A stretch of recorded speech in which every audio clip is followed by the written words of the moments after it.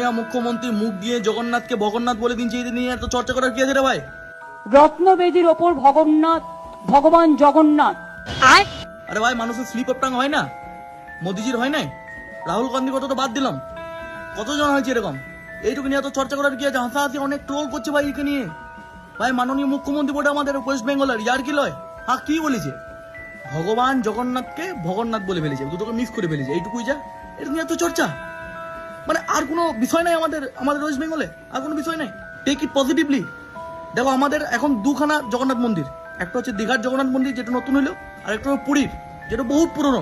এবার মানুষ কনফিউজ হয়ে যাবে। উনি জগন্নাথকে ভগন্নাথ বলে ফেলেছেন, ঠিক আছে, কিন্তু ওইটুকু পজিটিভলি হিসাবে লাও। কারণ যখন মানুষ কনফিউশন হয়ে যাবে দীঘার না পুরীর, তখন তুমি বলতে পারবে যে পুরীর জগন্নাথ আর দীঘার ভগন্নাথ। ব্যাপারটা বুঝো এবারে। Take it positively. আর স্লিপ অফ টাং নিয়ে অত ইয়ার্কি করে কিছু নাই। তার থেকে বেশি গুরুত্বপূর্ণ দেখলে দিলীপ ঘোষ গেছিল তার বউকে নিয়ে, হ্যাঁ দেখেছিলে তো ভাই? দেখলো, ভগবান নিয়ে কোনো পলিটিক্স নাই। নিজের আস্থা আলাদা জিনিস, পলিটিক্স আলাদা জিনিস। এটা কিন্তু দিলীপ ঘোষ বুঝিয়ে দিলে সবাইকে। এটা কিন্তু ঠিক কিনা বলো তোমরা?